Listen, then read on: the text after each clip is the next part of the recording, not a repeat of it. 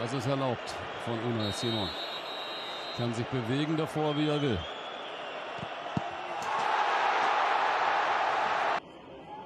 C'è Belotti adesso a dar fastidio davanti, ma praticamente isolato. C'è Chiesa che cerca di... In Führung zu bringen.